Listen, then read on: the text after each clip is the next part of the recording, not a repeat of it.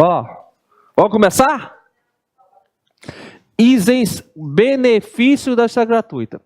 Se você for beneficiado da justiça gratuita, você não paga o quê? Não paga despesas.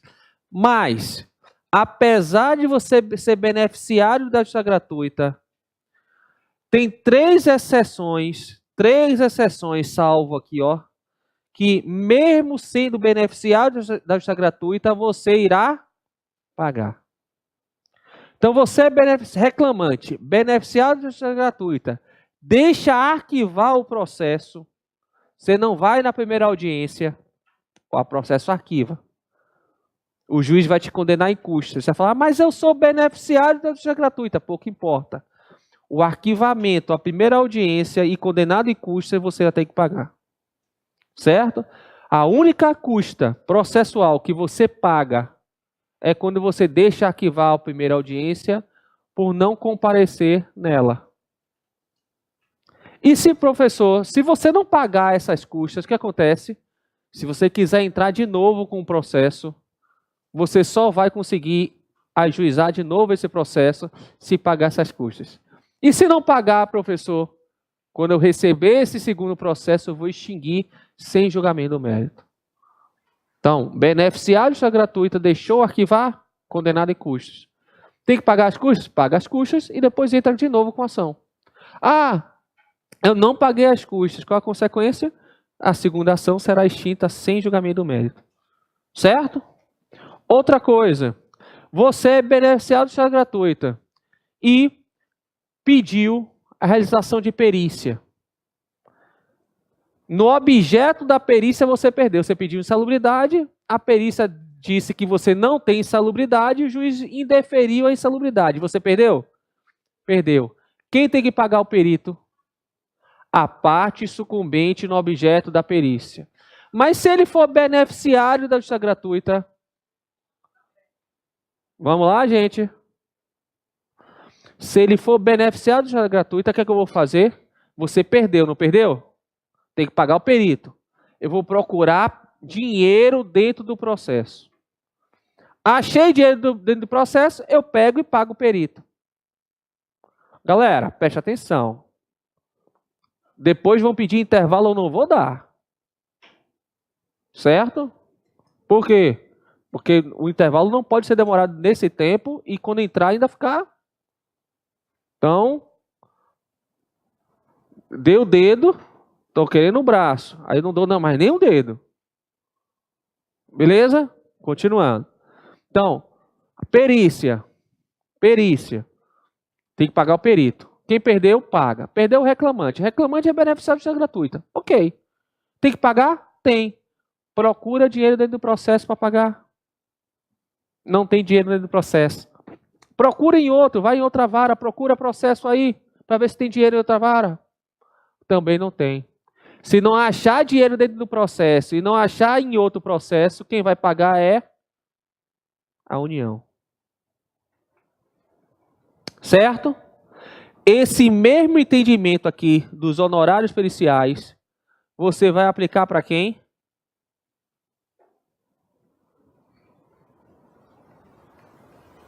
O intérprete. Certo? O intérprete. Quando você quer ouvir um surdo e mudo como testemunha, quando você quer ouvir alguém que fala língua estrangeira, o juiz tem que nomear um intérprete. Quem paga os honorários desse intérprete? A pessoa que for sucumbente. Sucumbente no objeto daquela prova testemunhal. Se aquela prova testemunhal está falando de hora extra, quem perdeu hora extra, paga o intérprete. Não é quem quer ouvir o intérprete, não. É quem perder no objeto da oitiva do intérprete. Certo? Se essa pessoa que perdeu é beneficiária de justiça gratuita, quem é que paga? Ela procura dinheiro dentro do processo. Não achei. Procura em outro processo. Também não achei. Quem vai pagar é a União. Então, o mesmo entendimento para o perito se aplica para o intérprete.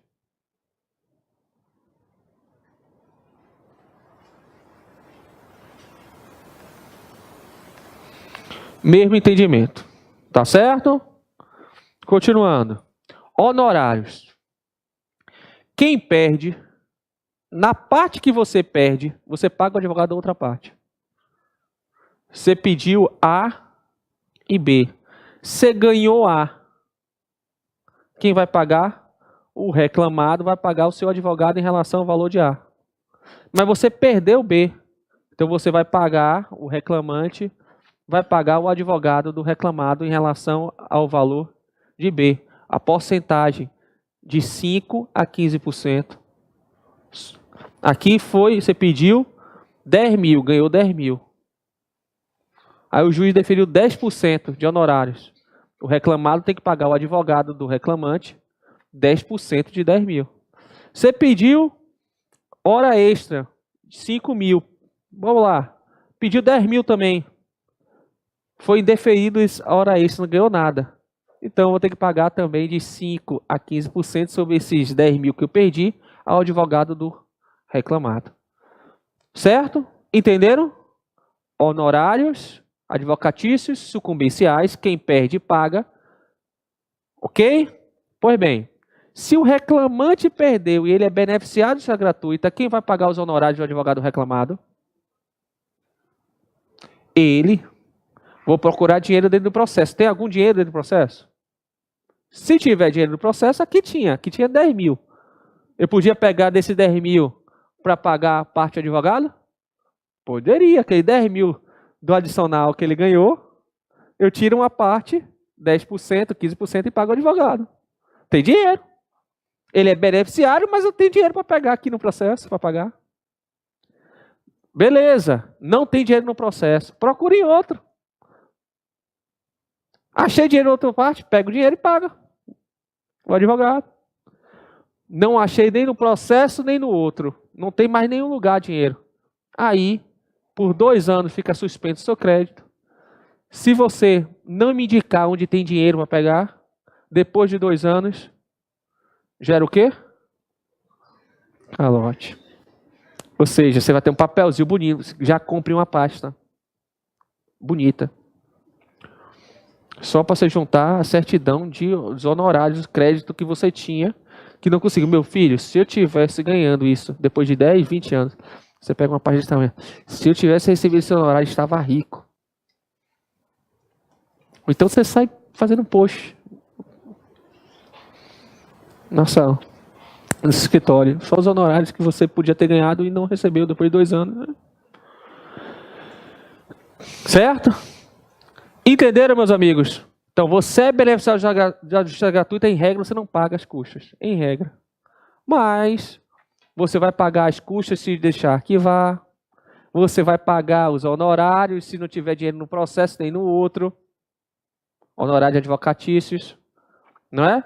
E se for honorários periciais, procura dinheiro no processo, procura no outro. Se não tiver, quem paga é a União. A mesma coisa para o intérprete. Compreenderam? Honorários advocatícios, o que você precisa saber? Hoje em dia, antigamente tinha vários requisitos. Você tinha que ganhar menos que 2 salários mínimos, tinham vários requisitos. Ser assistido por sindicato de classe para ter honorários advocatícios sucumbenciais. Para você ter honorários advocatícios sucumbenciais hoje em dia, basta você ganhar a ação e a outra parte perder. Então a parte que você ganha, a outra parte paga os seus advogados. Se você perder, você vai pagar o advogado da outra parte. Então, basta mera sucumbência. Basta perder para ter que pagar o honorário advocatício sucumbenciais da outra parte. Compreenderam? Antigamente tinha vários requisitos, Manuel. Tinha que ser beneficiário, tinha que ganhar menos que 2 salários mínimos. Tinha que ser assistido por sindicato de classe. Hoje não, basta mera sucumbência. Tá bom? Então, honorários advocatícios sucumbenciais, basta a mera sucumbência para você ter direito. Tá bom? Como eu falei para vocês, eu vou subir aqui, lembra aqui? Teve uma sucumbência recíproca. Ó, o cara não pediu 2 pedidos, A e B, ele ganhou um e perdeu o outro. Ocorreu sucumbência recíproca. Em relação a A, ele ganhou. Em relação a B, ele perdeu. O reclamado, em relação a A, ele perdeu. Em relação a B, ele ganhou. Então, cada um vai ter que pagar parte do advogado da outra, em relação aos pedidos que foram sucumbentes. Os honorários do advogado do reclamante e o advogado do reclamado, os honorários dele, não podem ser compensados. Peraí, eu não vou pagar só o advogado, não. Compensa com o que você tem que pagar com o meu? Vamos compensar? Ele ia ter que pagar 3 mil, 10 mil reais, R$1.000 para você, para o seu advogado. E você ia ter que pagar R$1.000 para o meu advogado. Vamos compensar, ninguém paga nada a ninguém? Pode ter essa compensação? Não, não pode. Por quê? Porque o dinheiro é do advogado. As partes não podem fazer compensação com dinheiro que não é dele. Porque quem é titular do direito dos honorários? O advogado. Então não pode ter compensação. Então na sucumbência recíproca é vedada a compensação. A fazenda pública e o sindicato, quando ela for vencedora, a outra parte é sucumbente. Se a outra parte é sucumbente, tem que pagar os advogados da fazenda pública e do sindicato. Então, cabe honorário de advocatícios sucumbenciais quando for a fazenda pública e sindicato? Sim. Preste atenção. Qual o valor dos honorários de 5% a 15% do valor da liquidação? Então, qual o valor dos honorários de 5% a 15% do valor da liquidação? Não é da condenação, da liquidação. Quando é que eu sei isso? Lá no final. Quando liquidar o valor do pedido que foi deferido, lá na liquidação eu sei o valor. De 5 a 15 é o valor dos seus honorários. Mas o juiz já na sentença já coloca 5%, 15% do valor da liquidação. Certo? Preste atenção. Bernardo deve ter dito que os honorários no CPC pode ser dado por fases. Então na fase de conhecimento ele pode dar 15, depois dar mais 5, depois mais 10. Então, por cada fase, o juiz, no processo civil, pode dar honorários. Então, a fase de conhecimento, execução, liquidação, cada um tem honorários. No processo de trabalho, não. É um honorário para todo o processo. Então, se eu for dar 15%, é do início ao fim. Certo? Então, não há acumulação de honorários por fase. O único honorário que eu posso acrescer é se tiver pedido reconvencional ou reconvenção, porque tem honorários próprios dela. Então, se eu entrei com a contestação e a reconvenção, eu posso ganhar os honorários do processo principal e posso ganhar os honorários da reconvenção. Compreenderam? Então, é um honorário para todo o processo, não tem cumulação de honorários, salvo se tiver reconvenção, que aí tem um honorário próprio da reconvenção. Certo? Lembrando que é de 5 a 15 no processo civil até 20. Então pode querer te pegar. Se cair na sua prova, os honorários advocatícios, aí tem lá 10, letra A, 20%, letra B, 20%, letra D, 20%, letra C, 15%. Isso que é direito de trabalho. Isso que é processo de trabalho. As outras estão muito erradas. E você só sabe se é 15 ou 20, sai pouca coisa que você consegue acertar a questão. Fica em nenhum. Você tenta, dia de trabalho, você tenta errar, mas não consegue. Eu quero errar. Não consegui. Beleza? Honorários periciais. Eita, deixa eu voltar aqui, vamos lá. Já está no recurso. Eu botei aqui um material todo, porque eu vou dando conteúdo, se precisar, enche adentra. Não ligue para esses símbolos não, tá bom? Que eu não consegui tirar. Deixa eu subir aqui.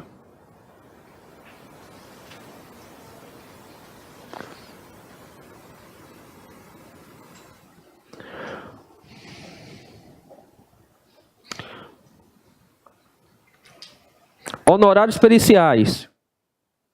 Quem paga a perícia? Quem paga o honorário pericial? Quem paga o perito? A parte sucumbente no objeto da perícia. Preste atenção que eu vou falar com vocês. Olha, eu não me importa quem perde na perícia. Me importa quem é sucumbente. São coisas diferentes. João pediu insalubridade. Ele nomeou o perito. A perícia falou que não tem insalubridade. Quem perdeu? João. Só que quando o juiz foi dar a decisão, ao analisar, ele falou: eu não vou adotar o laudo pericial. O juiz está vinculado ao laudo? Ele falou: não, o laudo está errado. Porque eu analisei os outros documentos e demonstra que tem insalubridade no local. Ele disse: tem.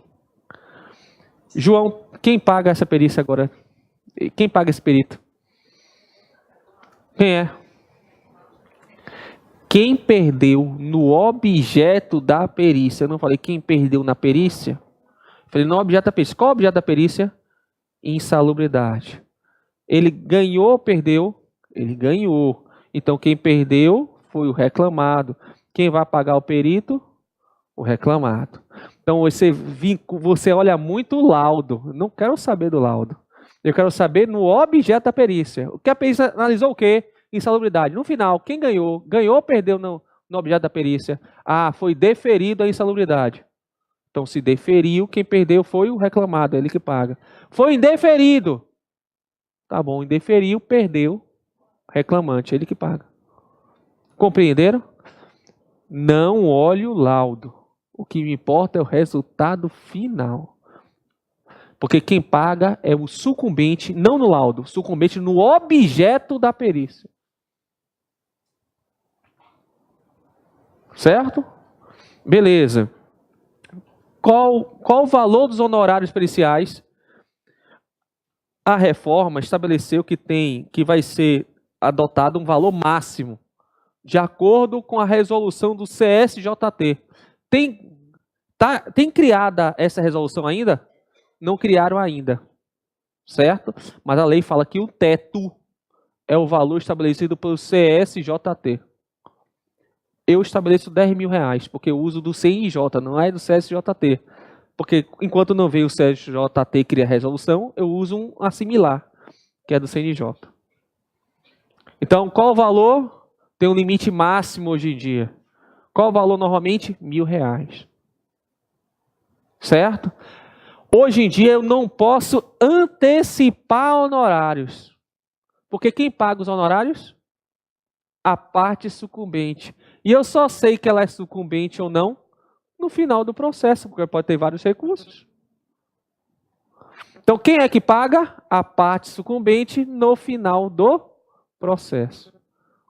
Então, eu não posso antecipar, como a gente fazia antes. Ei, reclamada, pague. Se não pagar, eu vou fazer o julgamento antecipado ali. Não posso fazer isso. Porque eu tenho que esperar o resultado final do processo para saber quem foi sucumbente no objeto da perícia e mandar essa pessoa pagar. Então, não cabe antecipação. Mas cabe.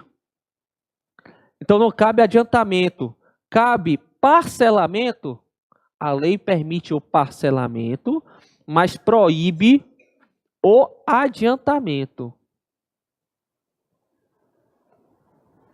Certo? E todo o tratamento que eu expliquei, quem é que paga? O intérprete. Quem é que paga o perito? A parte sucumbente. E se for beneficiário de justiça gratuita, quem paga, perdoe.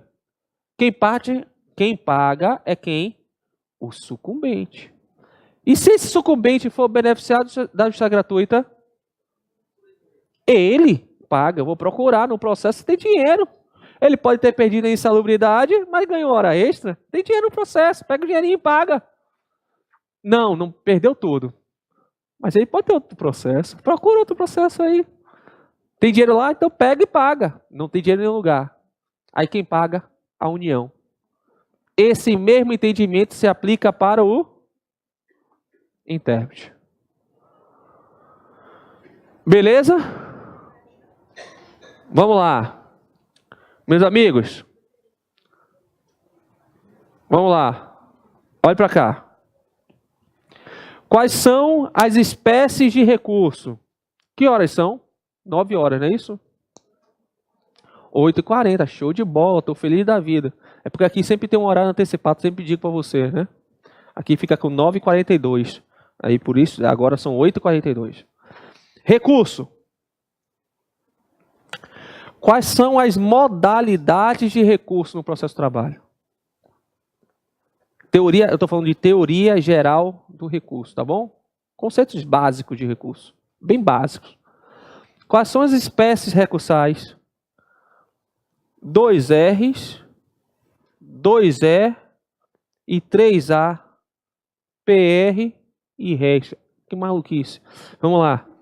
2Rs, recurso ordinário e recurso de revista. 2E, embargo, declaração e embargos ao TST, que pode ser por divergência ou infringentes. 3A, agravo de petição, agravo de instrumento e agravo regimental. PR é o quê? Pedido de revisão que tem no rito sumário, pedido de revisão de 48 horas para o presidente do TRT e recurso extraordinário para o STF. Todos esses daqui, só qual o prazo? Perdoe, todos não. Esse aqui, embargo de declaração, tem um prazo específico. Fernandão? 5. Recurso extraordinário? Fernando? Delchan? Falou para ele? E ele falou mentira, né? Falou que é a verdade? É. Ele vai negar.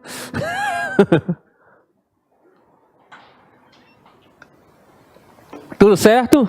Beleza? Sua cunhada falou para pegar no seu pé. Você sabe que sua cunhada mora no meu coração. Sejana fervorosa. Doutora Pati. Vamos lá. Para você pintar. Se eu vou te ensinar a pintar. Sabe pintar? Eu vou te ensinar a pintar. Vamos lá. Gente, profetize na sua vida. Profetize. Compre a CLT da Ariane. Ariane, que eu vou usar na segunda fase. No Juspod, no site do Juspod, você pode comprar. Você compra que tem um desconto, demora para chegar, demora uns 10, 15 dias, você já pede antes. Aí você já chega. Ah, se eu perder, tem gente que vai querer comprar mais caro na sua mão depois. Certo? Não, mas eu vou passar, então compra já fica na sua mão, a CLT. Profetiza. Profetiza na sua vida, rapaz. Confia. Ó, gente, vamos desenhar aqui. Ah, professor, eu não gosto de trabalho, porque trabalho não tem aqueles gráficos. Agora, o dia de trabalho tem esse gráfico 3D. Ele não fica naquele linha reta da prescrição, certo? Que vocês conhecem. Prescrição disso, prescrição daquilo outro. Tem uma linha, nossa 3D, vai crescendo. Ó, da sentença, cabe o quê? RO, para onde? Para o TRT. Do acórdão do RO, cabe o quê? Recurso de revista para a turma do TST. O quê? Eu vou tentar. Não foi no seu material, não?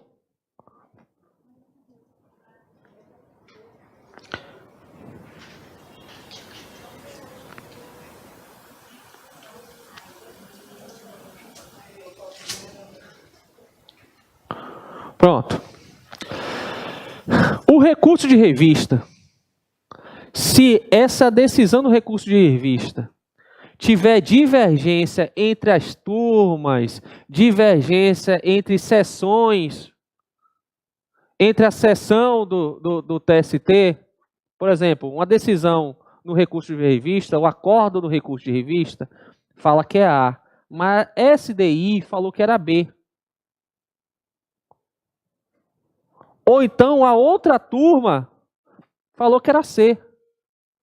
Para eu uniformizar esse entendimento, eu vou entrar com embargo de... Vai desligar não, né? Ah, certo.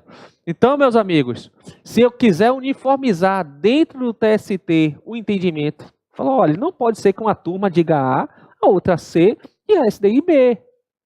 Então, em razão dessa divergência, eu vou entrar com embargos ao TST por divergência, para onde? Para SDI, para ela uniformizar. Então, cabe embargos por divergência para tentar uniformizar esse entendimento. Certo?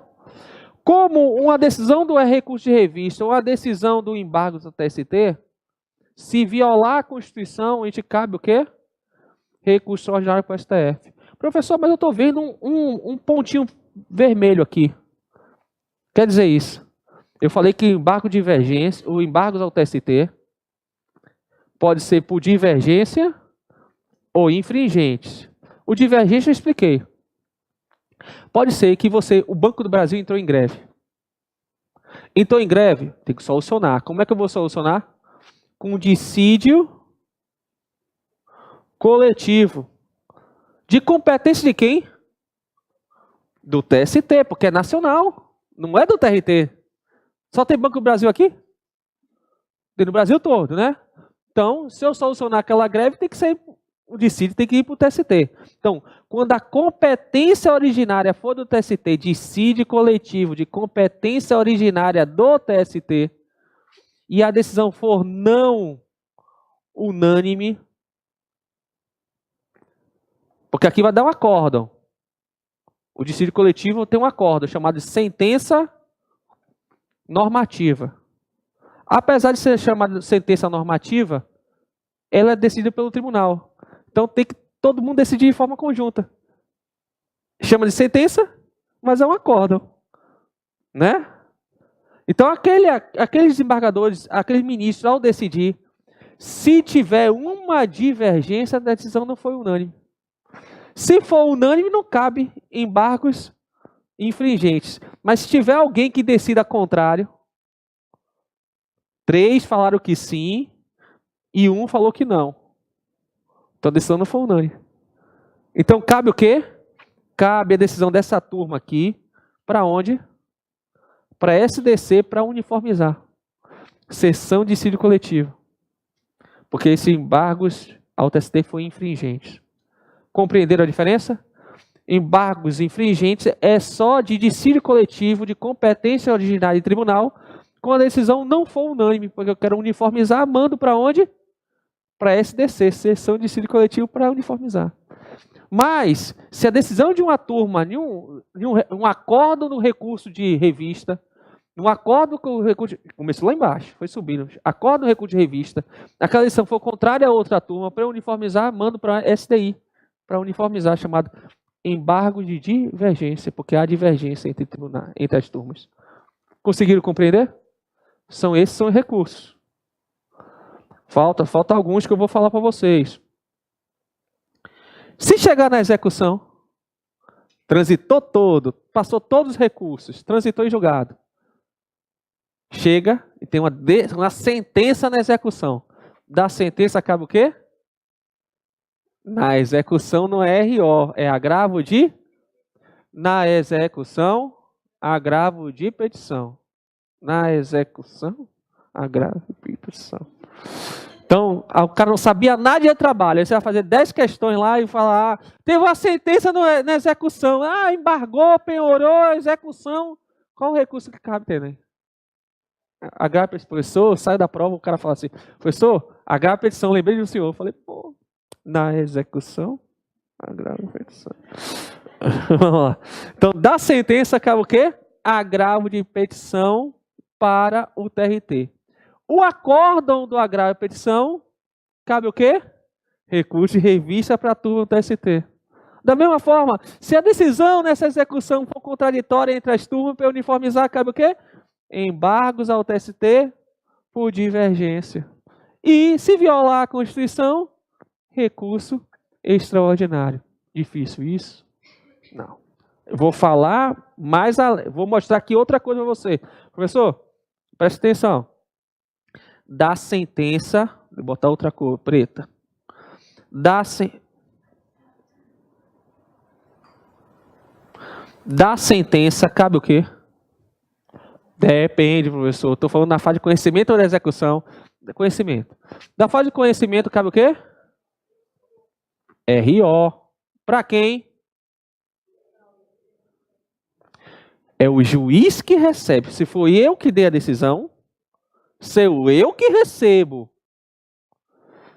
Da sentença cabe RO para quem? Por juízo. O CPC usa juízo, a CLT usa juízo. Não usa mais juiz. Tem livro aí no mercado usando juízo. Excelentíssimo senhor doutor juiz. Se a CLT falar juízo e o CPC falar juízo, por que eu botar excelentíssimo senhor doutor juiz ao douto juízo da 10ª Vara do Trabalho de Manaus? Hoje eu faço o quê? Eu sempre fiz diferente. Você tinha fundamento antes da reforma. Que antes da reforma usava juiz. Depois da reforma, uniformizou com CPC. Juízo. Então, cuidado, viu, Renan? Cuidado, dona Janete. Você pode pegar um livro aí que você já estudou e está parecido, excelentíssimo senhor doutor juiz. Certo? E aí você bota reforma. Ao douto juízo da 10ª Vara do Trabalho de Manaus, Amazonas. É assim que você faz o endereçamento da petição inicial. Certo? Presta atenção. Sentença RO para o juízo. Se tiver tudo ok, ele vai fazer uma análise de juízo de admissibilidade. Chamado primeiro juízo de admissibilidade. Primeiro juízo de admissibilidade. Se tiver tudo ok, ele vai falar assim, olha, intima a outra parte para contra-razões ao recurso ordinário. Qual o prazo do recurso ordinário? Qual o prazo da contra-razões? O mesmo prazo do recurso. Então, se é 8 dias, aqui também é 8 dias. Depois que eu intimei a outra parte para contra-razões, o juiz vai mandar as contra-razões e o RO para o TRT. E lá no TRT vai ter um relator. Esse relator vai fazer um segundo juízo de admissibilidade. Segundo juízo de admissibilidade. Segundo. Se tiver tudo ok, ele vai pegar e vai mandar para turma julgar. Que vai fazer um novo juízo de admissibilidade. Qual é? Um terceiro. Se tiver tudo ok, passou, ele vai dar provimento ou não provimento ao recurso. É difícil isso? A primeira parte aqui, ó. Você pega um livro, joga para você. Você faz o que primeiro? Recebe. Depois você conhece. Então, quando o juízo aqui, se tiver tudo ok, ele vai receber. Se tiver tudo ok aqui, ele vai conhecer. Meu amigo, eu já te dei a estrutura do RO para você fazer a sua prova de segunda fase. Mas, infelizmente...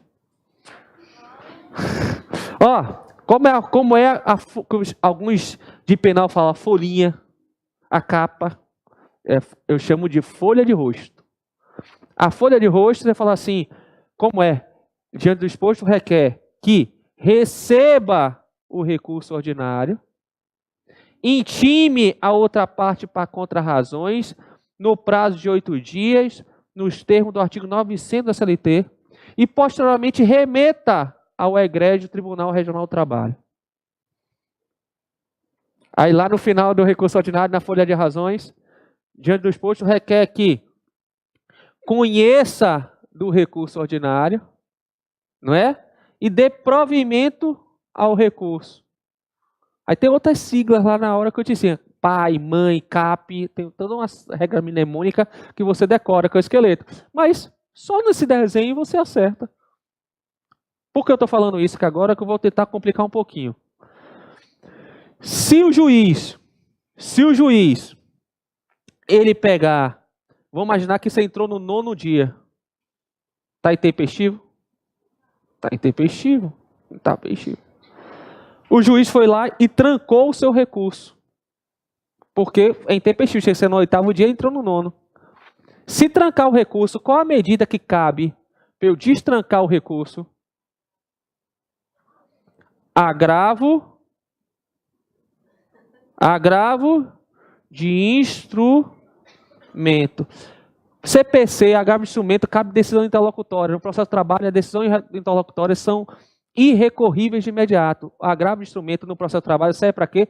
Para destrancar o recurso, porque ele ficou trancado, ele não vai dar seguimento, considerando que foi intempestivo. Vou dizer também que cabe embargo de declaração. Por quê, professor? O embargo de declaração no processo de trabalho cabe de omissão, obscuridade, contradição e erro manifesto a pressuposto extrínseco. Quais são os pressupostos do trabalho que a gente vai ver daqui a pouco? Tem intrínseco e extrínseco. Intrínseco. Intrínseco. Dentro, né? Da parte. Intrínseco. Legitimidade da parte. Interesse da parte. Capacidade da parte. Esses são intrínsecos. O que não for intrínseco é extrínseco. Tempestividade é intrínseco? É Não. Então é extrínseco. Se o juiz errou na contagem do prazo e trancou, por exemplo, ele trancou o recurso, mas falou, juiz, eu entrei no 9º dia porque no 8º era feriado e prorroga para o dia subsequente. O juiz errou de forma manifesta acerca da tempestividade, que é um erro, que é um pressuposto extrínseco. Então, caberia, nesse caso, embargo de declaração. Vamos imaginar que o juiz não viu que entrou no 9º dia, comeu mosca, não viu, foi para o relator, subiu para o tribunal. Lá o relator falou, rapaz, tem 9 dias, vou trancar esse recurso. Qual é a medida que cabe para destrancar o recurso no 2º juízo de admissibilidade? Agravo interno, ou também chamado regimental, ou também embargo de declaração. Se tiver erro, manifesta a pessoa ser extrínseco. Lembrando que o embargo de declaração é se não tiver sem efeito modificativo. Se você quiser ter efeito modificativo, com efeito modificativo. Vamos imaginar? Então, só a prova falar, ele entrou com embargo de declaração, mas ele queria ter efeito modificativo. O princípio da fungibilidade, aceita-se como fosse agravo interno. Por que interno? É porque esse recurso está previsto aonde? No regimento interno. Por isso que é agravo interno, ou então agravo regimental, que está dentro do regimento interno. Beleza. O relator comeu mosca, a turma, quando for analisar, fez o 3º juízo de admissibilidade, foi lá e trancou o recurso. Qual o recurso que cabe aqui? Nenhum, salvo embargo, declaração, se tiver erro manifesto. Se não tiver, não cabe nenhum recurso. Compreenderam? Se você olhar nos 2 gráficos e nisso, eu acabei todos os recursos. RO, recurso de revista, embargos, recurso extraordinário, agravo de petição, agravo de instrumento, agravo regimental, embargo de declaração, falei todos os recursos. E já falei anteriormente, pedi revisão. Então, vou deixar aqui para vocês visualizarem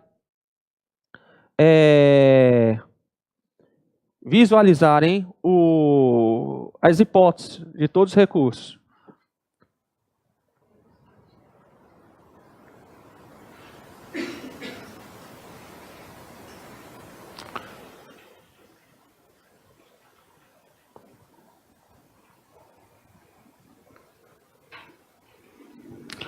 Vamos lá. Ó, vem aqui comigo. Quais são os efeitos do recurso que cai na sua prova? Quais os efeitos do recurso? A CLT fala que o recurso tem que ser interposto por simples petição. Precisa saber muita coisa? Não. Tem que ser complexa? Por simples petição, o recurso tem que ser interposto. Qual o efeito do recurso no processo de trabalho? Ele tem efeito meramente devolutivo. Ou seja, eu devolvo a matéria para o tribunal analisar. Ele não tem efeito suspensivo. Então, qual é o efeito no recurso no processo de trabalho? Meramente devolutivo, não tem efeito suspensivo. Mas, professor, se eu quiser dar um efeito suspensivo,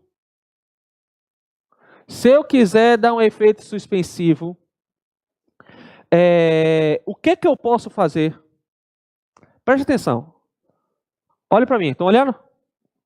Sua prova, ele usa um termo chamado assim, ó. Carta de sentença. Sabe o que é carta de sentença? Sabe a diferença de execução provisória e execução definitiva?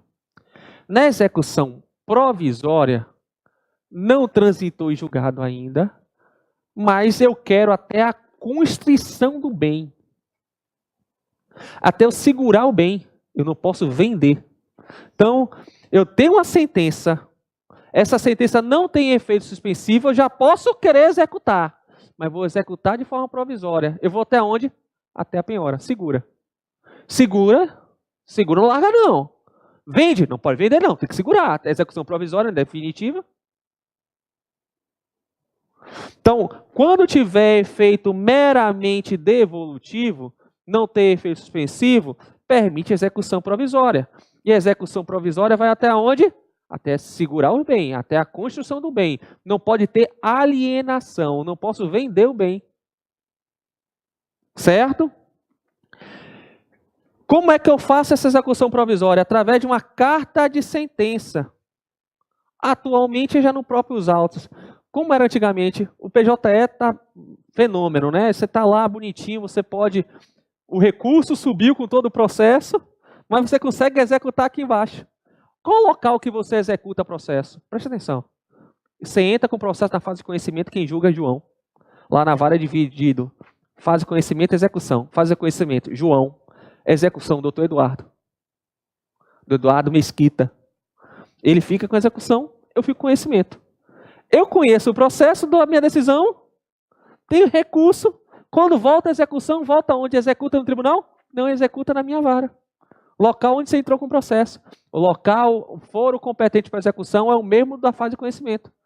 Aí ele já atua na fase de execução. A execução provisória tem que ser aqui embaixo. Só que o recurso está lá em cima. E como é que eu fazia? Quando era físico, papel, eu formava uma carta de sentença.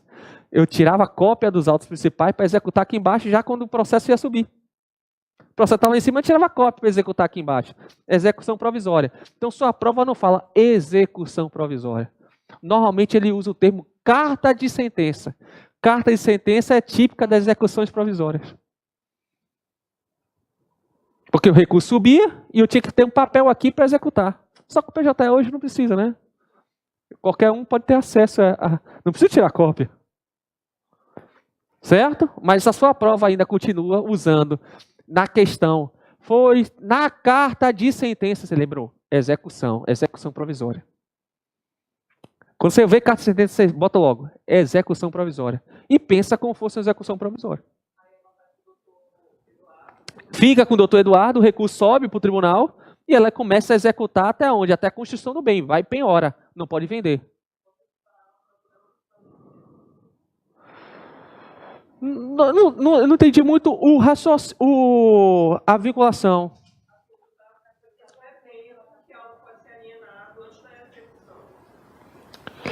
Não é, perceba, o objetivo não é apenas evitar uma venda.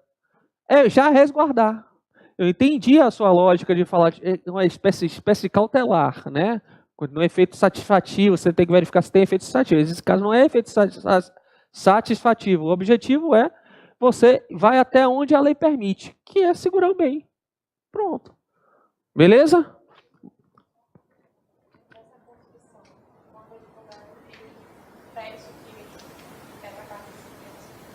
Não, quando você pegou, eu tinha uma sentença. Ninguém faz execução provisória hoje na prática.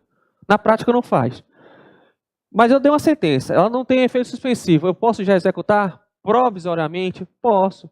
eu vou entrar com recurso ordinário. O recurso ordinário não tem efeito suspensivo, então o processo continua. Mas eu posso já fazer a construção do bem, aqui embaixo. Deixar penhorado o bem. Mas não posso vender. Não, eu vou penhorar aqui, segurei. Aí tem um recurso, quando voltar para mim, eu verifico se eu continuo com essa execução ou não.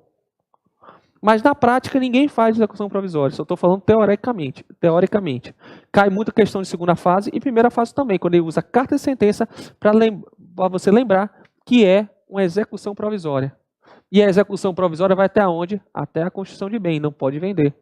Então pergunta, pode vender? Pode fazer isso? Pode penhorar, pode segurar. Porque o recurso ordinário não tem efeito suspensivo, pode ter execução provisória. Certo? Então a regra é que não tem efeito suspensivo. Mas professor, tem alguma hipótese que eu posso dar efeito suspensivo ao recurso? Nos dissídios coletivos, a decisão do dissídio coletivo é uma sentença normativa. Para eu recorrer dessa sentença normativa, em regra, é o RO. RO tem efeito suspensivo? Regra, não. Mas o presidente do TRT pode atribuir. Vou dar um exemplo. Preste atenção. Pessoal, estou prestando atenção. Presta mais. Normalmente quem fala que eu estou prestando é que não está prestando. Porque a pessoa que está prestando atenção não veste a carapuça. Então, prestando não está falando comigo, está falando com outra pessoa. E se está prestando, presta mais. Certo? São 4 horas só olhando para mim. Vamos lá. Vamos lá. Presta atenção. João, os motoristas de ônibus querem aumentar o salário. Tenta o quê? Acordo com convenção coletiva. Conseguiu? Não. Tentou arbitragem. É possível arbitragem no direito coletivo? Sim. A Constituição estabelece. No direito individual é possível arbitragem? Regra não. Salvo o empregado. Salvo o quê? Salvo aqueles empregados. Não só empregado e suficiente. Todo aquele que ganha 2 vezes mais que o regime geral da Previdência. Não precisa ter diploma superior. Já caiu, vocês erraram. Não vai errar de novo. Terceira vez? Né? Então, basta ganhar mais que 2 vezes o regime geral da Previdência para caber a arbitragem. Não precisa ter diploma superior, não precisa ser empregado hipersuficiente. Tá bom? Beleza. Tentou arbitragem, não conseguiu. O que é que eu vou fazer? Dissídio coletivo. Para onde? Para o tribunal. Competência originária do tribunal. Certo? Tribunal, decida aí, pô. O cara tá de greve, não pode ficar pro resto da vida de greve esses motoristas de ônibus. Beleza. Aí o tribunal vai dar uma sentença. Sentença chamada sentença normativa. E falou, ei, eles estão certos, o salário tem que sair de R$1.000 para R$3.000.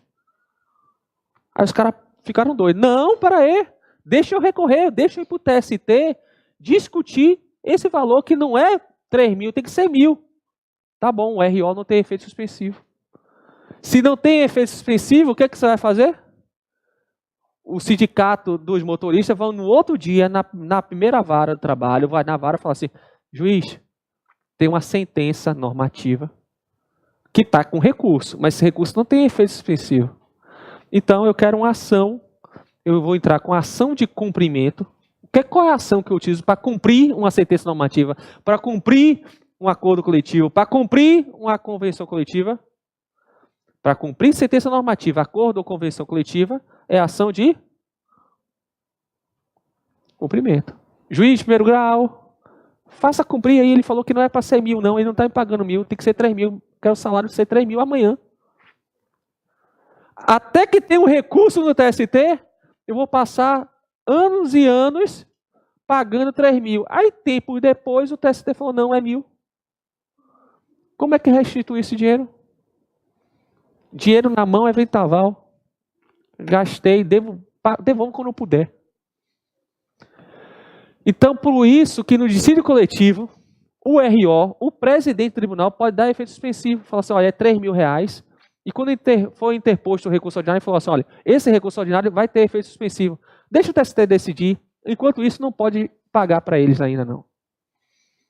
Compreenderam? Compreenderam a situação? Então, uma das hipóteses de efeito suspensivo é no dissídio coletivo de competência originária de tribunal, quando o presidente do TRT pode atribuir efeito suspensivo no RO, que a regra não tem. E aí, isso aqui que vai cair na sua prova. Ó. Antigamente, o RO, como eu falei, tem efeito devolutivo, não tem efeito suspensivo. Para eu atribuir efeito suspensivo, o que é que eu fazia? Eu utilizava uma ação chamada ação cautelar inominada para atribuir efeito suspensivo. Então, eu entrava com o RO e com a ação cautelar inominada, pedindo, olha, atribua efeito suspensivo. Só que o Bernardo disse que acabaram as ações cautelares autônomas. Então, acabou isso. Então, agora, como é que eu atribuo efeito suspensivo? Não mais por ação cautelar inominada. O que é que eu faço? No próprio RO, eu faço um pedido para o presidente do TRT, para o vice-presidente do TRT ou para o relator que atribui efeito suspensivo. É a mesma coisa que o CPC fala. Então, para eu atribuir efeito suspensivo, hoje basta um simples pedido dentro do próprio RO para o presidente, vice ou relator. Não cabe mais ação cautelar inominada. Cabe mandado de segurança para atribuir efeito suspensivo? Não. Cabe o quê? Um simples pedido dentro do RO. Para o presidente, vice ou relator. Compreenderam? Contra-razões. Já é. Ó. Contra-razões. Contra-razões está previsto aonde? No artigo 900. Qual o prazo de qualquer contra-razões? O prazo do recurso que você está se manifestando. Se o recurso for 8 dias, as contra-razões são 8 dias. Então é o prazo que o cara teve para interpor o recurso. Você tem um prazo para se manifestar sobre esse recurso.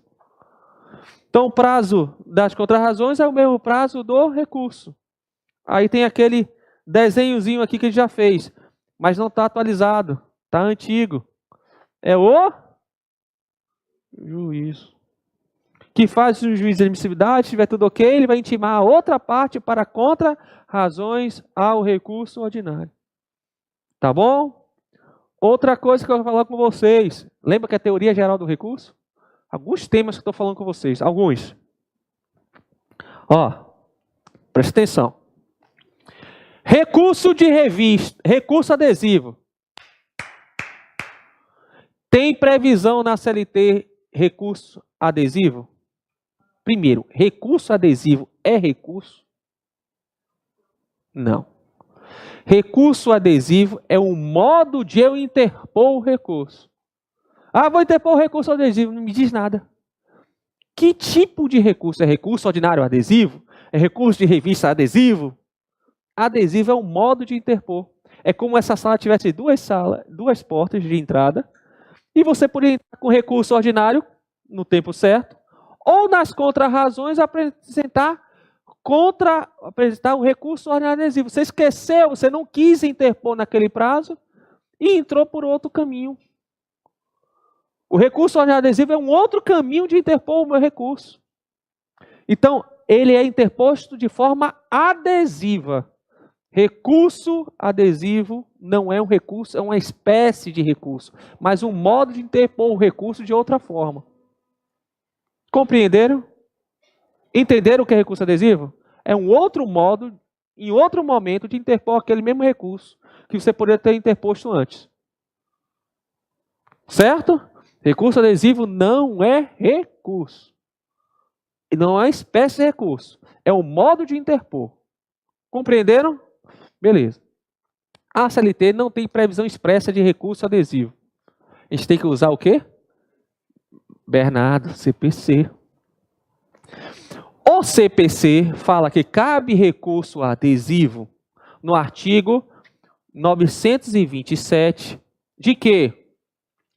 Ele fala de apelação recurso extraordinário e especial.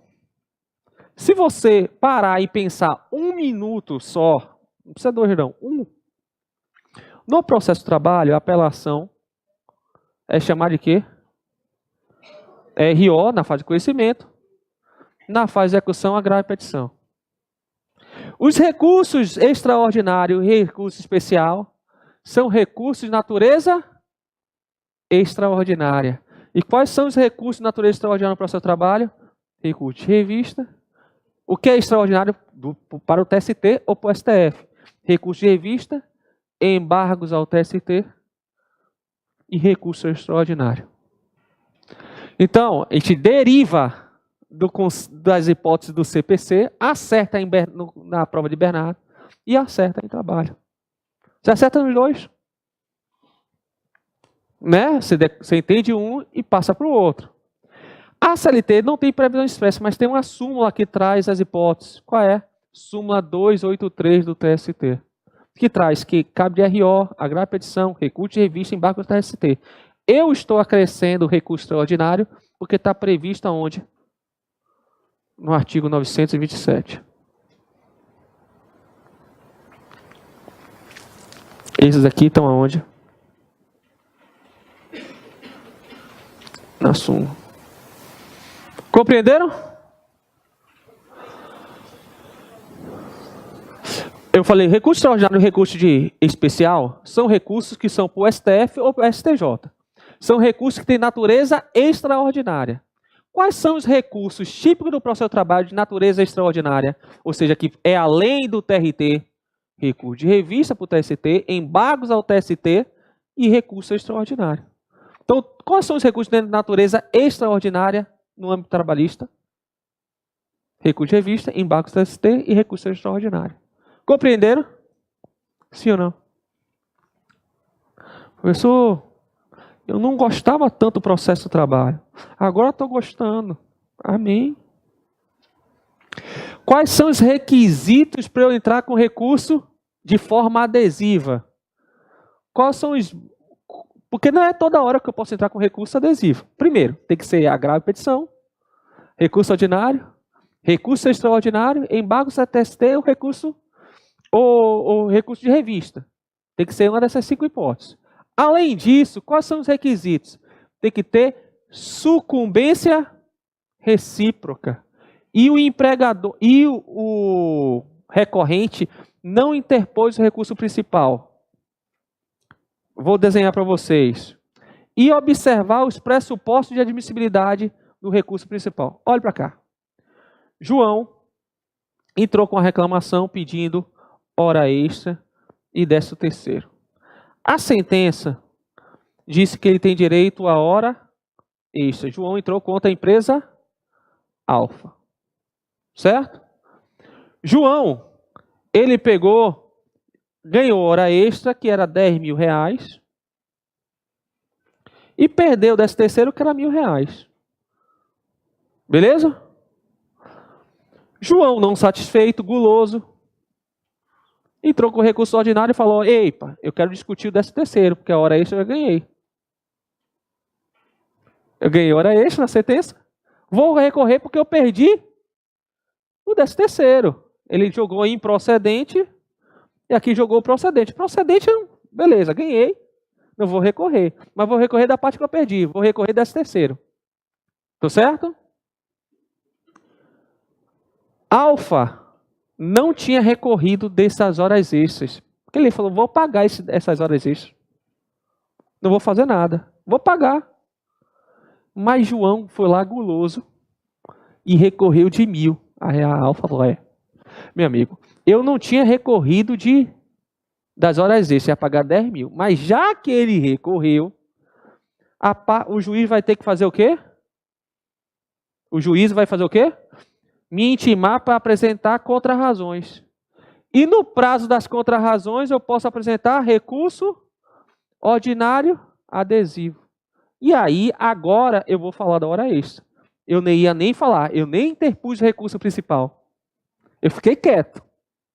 Mas agora, No prazo das contrarrazões, eu posso apresentar o recurso horário adesivo. Já que você for recorrer de hora extra, de 13º, eu vou aproveitar e vou recorrer das horas extras. Compreenderam? Entenderam o que é sucumbência recíproca? Ele ganhou uma parte e perdeu outra.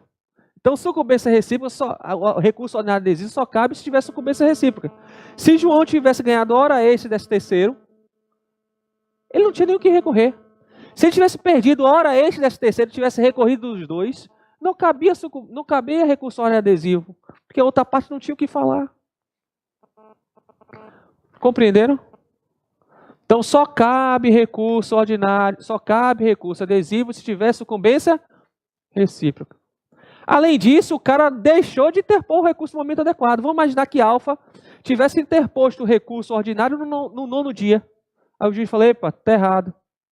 Você recorreu das horas extras, mas foi no 9º dia, é intempestivo. Aí ele falou, já que você não aceitou no 9º dia, agora nas contrarrazões eu vou apresentar um recurso ordinário adesivo. Não, juiz, não. Você tem uma oportunidade para fazer. Você não fez ou fez errado, você fez errado, não cabe recurso ordinário adesivo. Mas se você não falou nada, agora cabe recurso ordinário adesivo. Compreenderam? Ok? Então, o principal mesmo que você tem que prestar atenção é que tem que ter sucumbência recíproca. E se eu quero entrar com recurso ordinário adesivo, o recurso ordinário adesivo não deixa de ser recurso ordinário. Tem que preencher todos os pressupostos do recurso principal. Inclusive recolher custa, depósito recursal, tudo. Então, se você quer interpor o recurso ordinário adesivo, você pague tudo como fosse um recurso ordinário, comum. Porque ele é um recurso ordinário, mas interposto em outro momento. Então, você tem que recolher as custas, preencher todos os pressupostos do recurso. Certo? Então, recurso adesivo tem que ter sucumbência recíproca, a ausência do recurso principal por parte daquele que está recorrendo de forma adesiva e quem está recorrendo preencher todos os pressupostos de admissibilidade. O fato de João ter pago as custas ou depósito recursal do RO não impede que a alfa, quando recorrer de forma adesiva, tem que recolher também. Uma coisa não aproveita para a outra. Compreenderam? Certo? Aí eu vou mais além. João contratou Manuel. Manuel ganhou as horas extras, 10 mil, perdeu 13º, recorreu, RO. Quando ele recorreu do RO, a Alfa ficou chateado, falou, epa, já que você está, eu ia até pagar os 10 mil das horas extras, mas já que você recorreu de 1.000, você foi guloso, vou aproveitar em sede de contrarrazões, no prazo das contrarrazões, apresentar recurso ordinário adesivo. Aí Manuel ligou para João. Ei, João, vamos desistir do nosso recurso ordinário? Você já ganhou 10 mil. Se você desistir do recurso ordinário adesivo, cai o adesivo,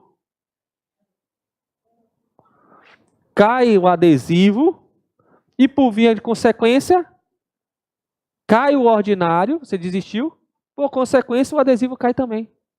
E aí você fica garantido naqueles 10 mil. Compreenderam? Então, qual era a jogada do Manuel? Desiste do recurso, porque o adesivo que está colado cai junto. E aí, não tem mais recurso, transita em julgado, eu já executo esses 10 mil. Por que eu estou falando isso? Apesar das matérias não estar vinculadas, você percebeu que um recorreu de hora extra, o outro 13º? A dependência, ou seja, quando há desistência do recurso principal, cai o recurso adesivo. Apesar das matérias tratadas, um é hora extra, o outro 13º, quando um desiste, o principal, o adesivo cai, porque está grudado. Certo? Continuando. Lembrando que o recurso adesivo tem que pagar todos os pressupostos, garantir todos os pressupostos de admissibilidade do recurso. Dentre eles, o preparo. Não dispensa preparo, tem que pagar custo de depósito recursal. Tá certo? Calma. Isso aqui, porque na próxima aula eu vou falar só de recurso. Estou falando teoria geral do recurso, para você revisar. Ah, professor, tive um excelente professor na faculdade que me ensinou tudo isso. Então revisa. Não é isso que todo mundo diz? Professor, eu tive um excelente professor na faculdade. Amo o dia de trabalho por isso. Presta atenção. Vamos lá. Ó. É porque na faculdade é chato mesmo, no cursinho que é legal. Vamos lá. Ó. Pressuposto de admissibilidade tem dois tipos: intrínsecos e extrínsecos. Intrínsecos das partes, né? É subjetivo. Então, pressuposto subjetivo e intrínseco é a mesma coisa. Intrínsecos, subjetivo, partes. LIC, interesse, legitimidade da parte, interesse da parte e capacidade da parte. Esses são pressupostos intrínsecos. E os extrínsecos, professor? Extrínsecos, objetivo, está atrelado ao recurso, não às partes. Quais são? Recorribilidade do ato, adequação, tempestividade, regularidade de representação, preparo, que é custo e depósito recursal. Então, sua prova pode perguntar: não foi interposto o recurso dentro do prazo. Feriu que pressuposto? Tempestividade, que é um pressuposto extrínseco. Não pagou as custas, não pagou depósito recursal. Feriu que pressuposto? Pressuposto extrínseco, chamado preparo. Normalmente sua prova gosta de analisar esses dois aqui, ó. Preparo e tempestividade. Você tem que ser representado por um advogado que tenha capacidade de atuar no processo. Por exemplo, você foi subestabelecida por uma pessoa que tinha procuração apud acta. Ele poderia representar você? Ele podia subestabelecer? Não, então não está adequada a representação. Certo? Adequação, você sabe o que é. Tem que interpor o recurso de forma adequada para aquela decisão. Então, da sentença, eu vou interpor recurso de revista? Recurso de revista é do acordo do RO e não da sentença. Da sentença cabe RO ou agravo e petição. Então não é adequada, a depender da situação, você tem que adequar. Beleza? Tempestividade, professor. O que é que você pode falar de tempestividade? Qual a regra? 8 dias. Qual a exceção? Fernando. Embargo da declaração, 5 dias. Recurso ordinário, 15 e pedido de revisão, 48 horas. Certo? O que é que você pode falar mais de tempestividade, professor? Vou falar algumas coisas, professor. Vamos lá. Se eu tivesse... Cadê a menina que falou que tinha namorado? É a que está formando, né? Que fica chateada comigo. Né? Como é Eric? É com a Karen. Quem tem namorado aqui ainda? Você tem? Como é o nome do seu namorado? Alisson. Como é o seu nome? Monique. Ó. Monique, você sabe que eu gravei. A Jéssica não veio hoje, né? Jennifer. Jennifer não veio hoje. Ianca. Né? Ó, presta atenção, vou gravar até o final, porque mora no meu coração. Vamos lá. Presta atenção aqui. Monique. Esqueci o nome do seu namorado? Alisson, ela falou, meu amor, eu vou casar com você. Eu escolhi trabalho, vou passar nessa OAB, rapidamente na segunda fase vou passar também, porque eu escolhi trabalho, eu sou uma pessoa consciente, e vou ter a carteira e vou fazer a segunda, depois passando rapidamente lá na segunda fase com o professor João, eu vou ter a carteira e vou fazer ações milionárias e vou te sustentar. A gente vai casar. Ah, tá bom. Ela fez, o que é que ela fez? Fez a primeira fase do sou OAB e vou passar. Segunda fase com o professor João. Consequência igual a carteira na mão. Aí entreguei a carteira dela na mão, no outro dia, advogando. Pegou uma ação de R$ 1 milhão. Nem sei escrever. Certo? R$ 1 milhão, a reclamação trabalhista. Foi para a audiência, fez a audiência, deu a sentença, rito ordinário. Deu a sentença. O juiz falou, não, é 0. Ela ficou triste. Ela aprendeu na segunda fase a fazer o recurso que comigo tem tempo. Tem um reloginho, tem o cronômetro, tem um papelzinho, 5 minutos. Todo mundo conhece disso. Todo mundo já conhece. 5 minutos já fica na cabeça. A pessoa já acorda assim, 5 minutos, 5 minutos. Já sai um pouco para... Mas passa. Isso que importa, né? Ficar maluco, não importa. Passando, tá valendo. Ela pegou, entrou com recurso ordinário. E fez o recurso ordinário, ela faz lá em 15 minutos. 15 minutos, fez o recurso ordinário. Terminou o recurso ordinário. Terminou, ela foi sustentar oralmente.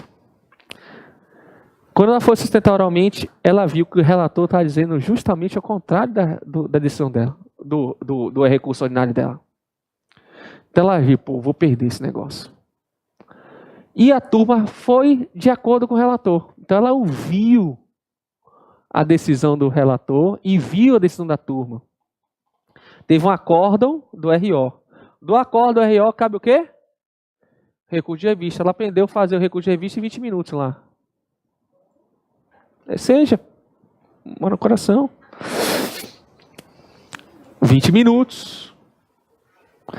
Só que ela fez o recurso. Isso era uma sexta-feira que teve a votação. Ela, fim de semana, ela fez, no sábado ela fez em 20 minutos o recurso de revista e interpôs na segunda-feira. Só que não tinha sido publicado ainda o acórdão. Mas como é que ela fez o recurso de revista sem ter publicado o acórdão? Ela estava lá sustentando oralmente, ela ouviu. Ela ouviu, ela sabia todos os fundamentos, ela chegou em casa e fez. Então, o que aconteceu? Ela interpôs o recurso ordinário antes da publicação. Isso é chamado extemporâneo recurso. Antigamente se entendia que o recurso interposto antes da publicação era extemporâneo, era intempestivo. Atualmente a gente já viu que o recurso interposto antes do prazo, ele é considerado tempestivo. Certo? Prazo para a Fazenda Pública. Qual o prazo para a Fazenda Pública recorrer? Para contestar quadro. Para recorrer em dobro. Por que isso é diferente do CPC? O CPC, o prazo para a Fazenda Pública recorrer e contestar é em dobro. Mas no processo de trabalho tem regra própria, tem uma lei própria, tem um decreto próprio, que fala que é quadro para contestar e dobro para recorrer. Você não sabe nada, vai fazer a primeira peça, não tem conhecimento nenhum fato na questão. Você precisa mais tempo para fazer contestação, para recorrer? Para contestar, você não sabe nada ainda, está recebendo documento agora. Agora que você já está atuando no processo, você já pode fazer o recurso em dobro. Certo? Lembrando que se for Ministério Público ou Defensoria Pública, como não tem regramento próprio no processo de trabalho, a gente vai aplicar o CPC, que fala que o prazo para recorrer e para praticar qualquer ato é em dobro. Então, recorrer e contestar Ministério Público e Defensoria Pública, o prazo é em dobro. Porque se não tem regra própria, eu aplico o CPC. O CPC fala que é em dobro para tudo. Compreenderam? Litisconsorte com procuradores diferentes. João, A, entra com B, contra B e C. Cada um tem um advogado.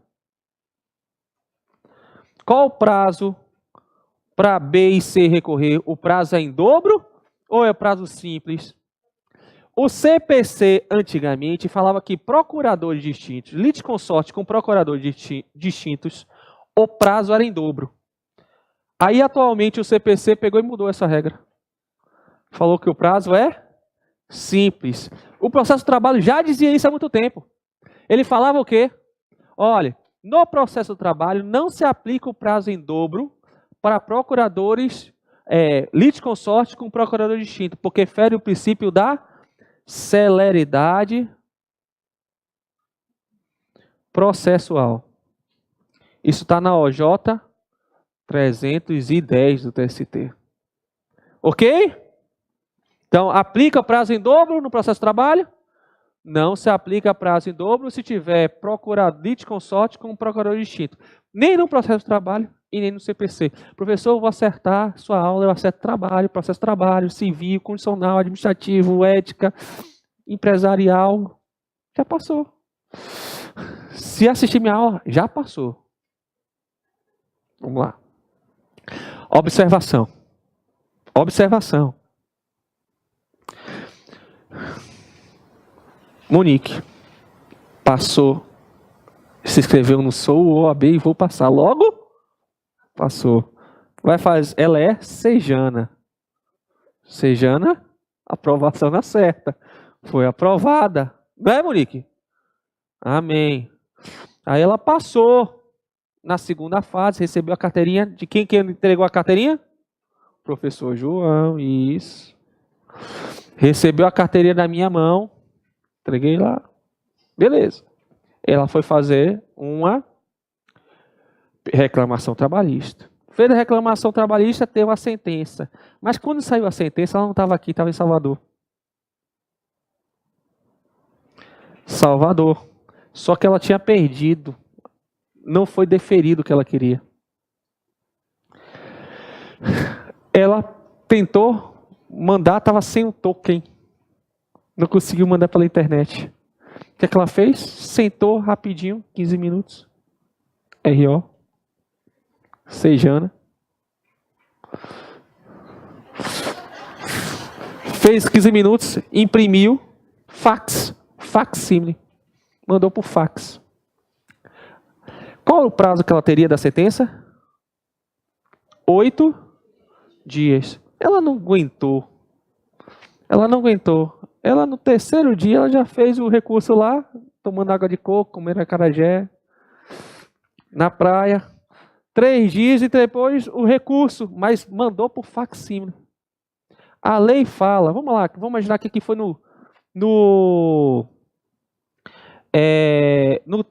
terceiro dia.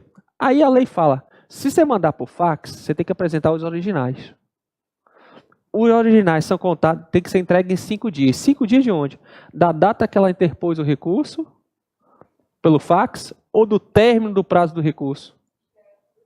Do término do prazo do recurso. Quando ela voltar, já está aqui em Manaus, ela vai lá, tem mais 5 dias para apresentar os originais. Excluindo o primeiro e incluindo o último, sendo que o primeiro dia pode ser dia útil ou não, sendo que o último dia tem que ser dia útil. Compreenderam? Talvez essa situação esteja um pouquinho mais complicada hoje em dia, eu acho, não está dizendo, não está revogado, mas eu acho que há confusão com o conceito de dias úteis no processo de trabalho. Então não é o primeiro dia que não pode ser útil. Antigamente assim, o primeiro dia pode ser útil ou não, e o último dia tem que ser dia útil. Só que no processo de trabalho agora os prazos têm que ser dia útil. Então acho que essa primeira parte está superada, mas tem que cair a súmula ainda, né? Não, eu tenho que apresentar o original. Você mandou por fax, apresente o original. 5 dias de onde? Contados da data do término do prazo do recurso e não da data da interposição. Compreenderam? Continuando.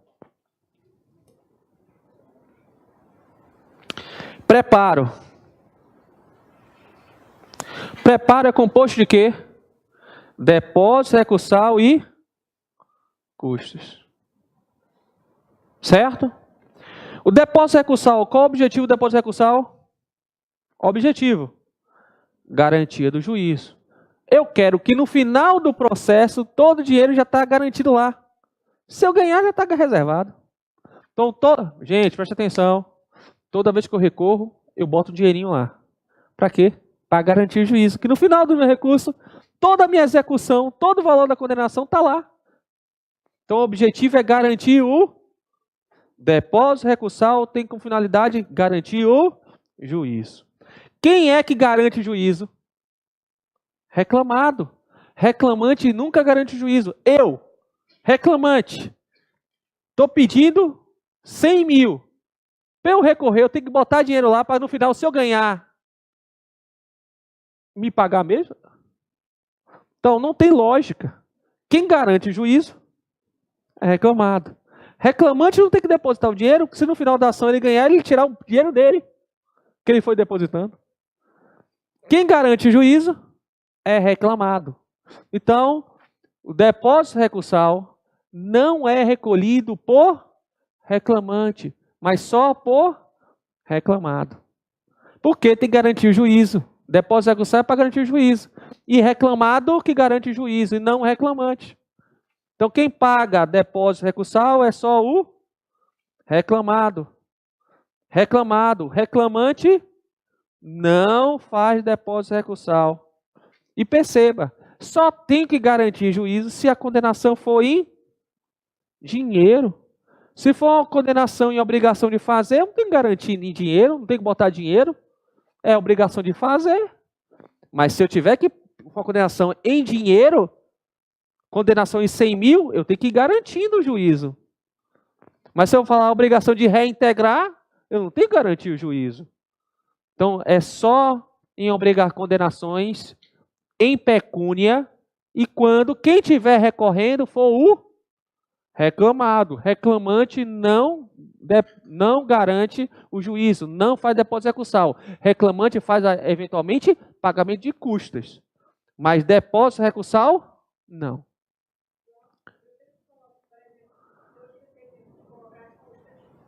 Calma, vou falar de custos ainda. Depósito recursal é para garantir o juízo. É só o reclamado. Reclamante, não, e só em condenação pecuniária. As custas, eu vou ver quem perdeu. E aí eu vou explicar daqui a pouco para você. Se você não deve, você tinha que recolher custa e não recolheu, o juiz vai lá te dar um prazo, 5 dias para complementar as custas. Se você não completar, eu tranco o seu recurso. Não, antigamente a lei falava assim, o valor ínfimo, vocês estão ultrapassando o limite, eu vou falar ainda. A lei falava assim, se era 5, era para depositar 8 mil reais. 8 mil, ele botou 7.999, faltou R$1. Antigamente, a diferença ínfima era suficiente para trancar o recurso. Agora, com o CPC aplicado na CLT, ele fala assim, olha, a diferença ínfima, tem diferença? Tem. Então, antes de você trancar o recurso, você tem que dar o prazo para a outra parte para ela consertar. Consertar o quê? Pagando a diferença. Mesmo sendo ínfima, ou muita, pouco importa.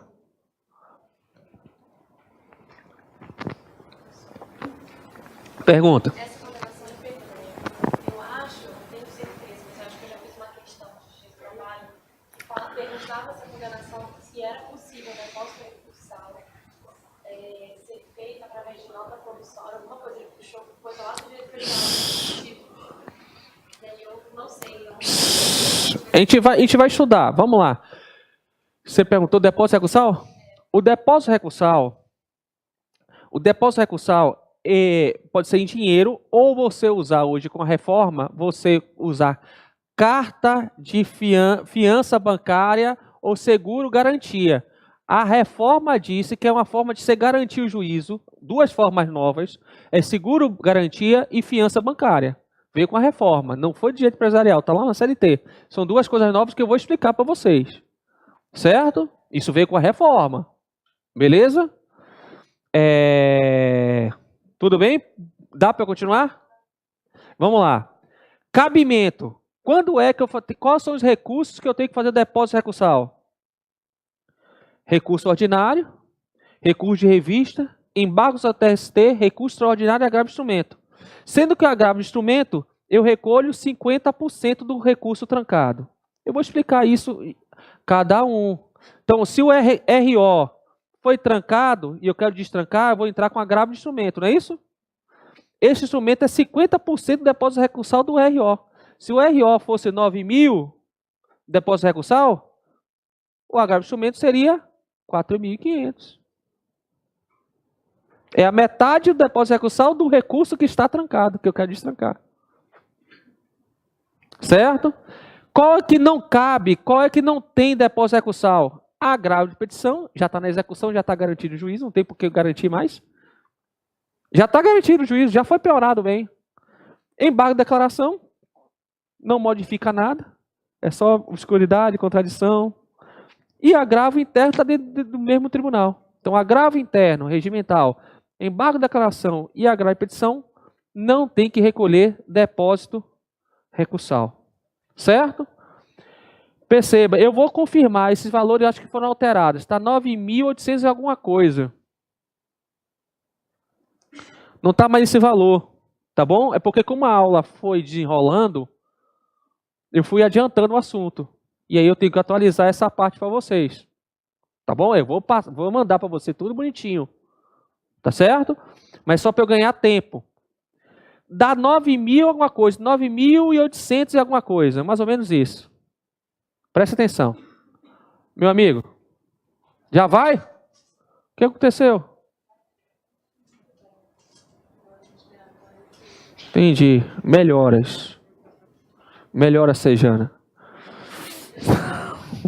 Vamos lá. Ó. Vamos lá. Presta atenção. Vocês de casa não façam isso. Continuem estudando. Ah, tá bom. Beleza. Ó pra cá. Presta atenção. Uma vez eu fui fazer uma prova. Na época que eu estudava para fazer prova. Eu fazia concurso para juiz de trabalho. Aí passei 8 anos tentando para ver se eu passava.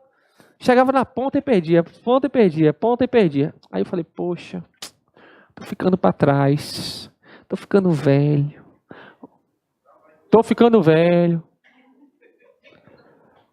Vou fazer para analista.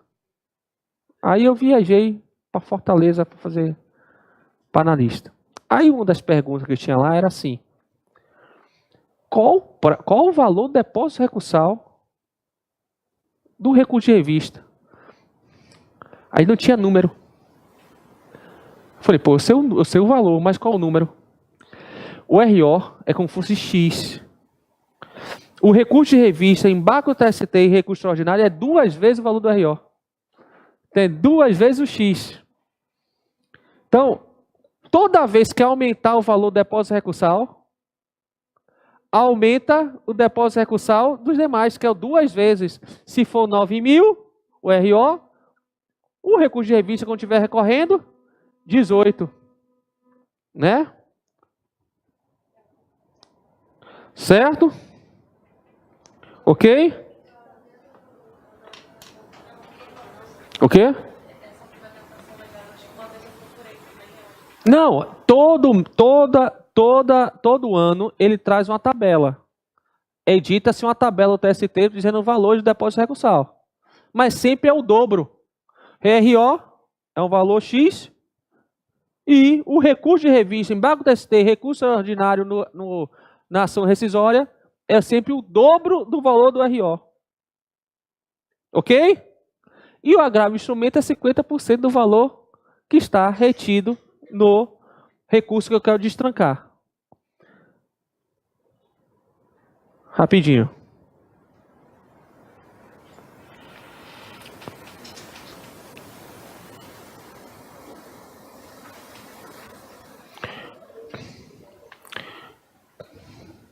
Presta atenção aqui.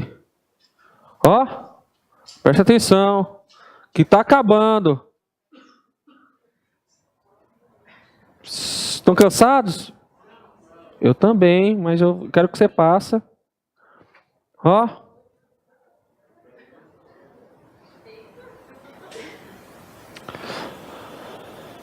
Ó. Se você for beneficiário de justiça gratuita, você paga depósito recursal? Não. Você paga custas? Não.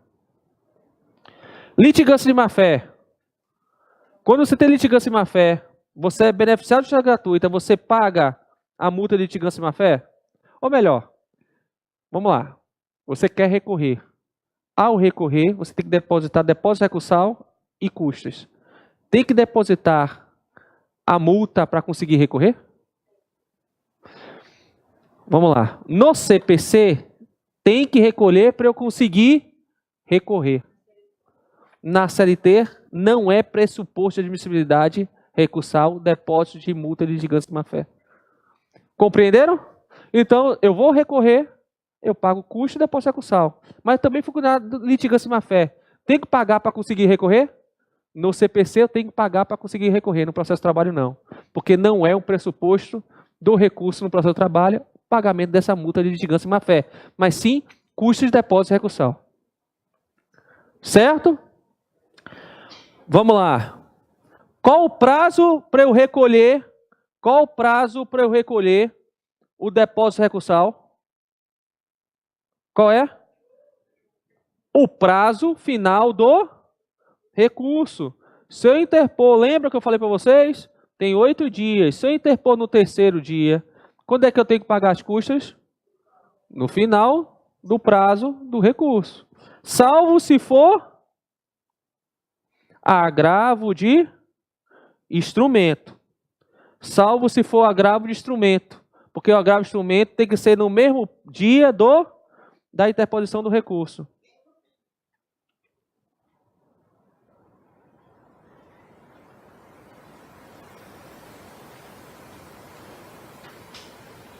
Certo? Então a regra, qual o momento que eu tenho que recolher as custas, prazo final, depósito recursal, qual o prazo? O prazo final do recurso. E o agravo de instrumento no momento da interposição do agravo de instrumento. E não no prazo final do agravo de instrumento. Tá certo? Presta atenção. Condenação solidária. Olhe para cá. Sua prova fala assim, João entrou com ação contra empresa A, B e C. Elas fazem parte do grupo econômico. Foi condenada solidariamente. Porque grupo econômico tem solidariedade. Certo? A empresa A, B, entrou com recurso ordinário e fez o depósito recursal. B, C também quer entrar com recurso ordinário. Ela tem que fazer o depósito recursal? Tem que garantir o juízo, já que B já recorreu? Presta atenção, depende. Se B, ao interpor o recurso, falar assim, olha, eu não tenho nada a ver com essa história, eu quero sair. Por exemplo, ele falou assim, olha, eu entrei com a empresa A, B e C. B falou assim, eu só trabalho no mesmo local. É minha vizinha, minha concorrente, é no mesmo shopping, não tenho nada a ver com ela. Eu vou entrar com recurso para poder sair dessa condenação. Se ela pede para sair, C, ao recorrer, tem que fazer o depósito recursal. Porque se ela conseguir sair, ela leva o dinheiro e não está garantido o juízo. Porque agora está garantido o juízo.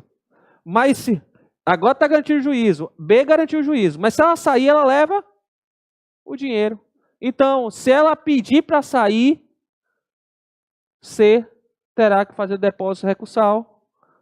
Certo? Mas, se B recorrer, RO, garantir o juízo, e ela não pede para sair, aí C, ao recorrer, não tem que garantir o juízo.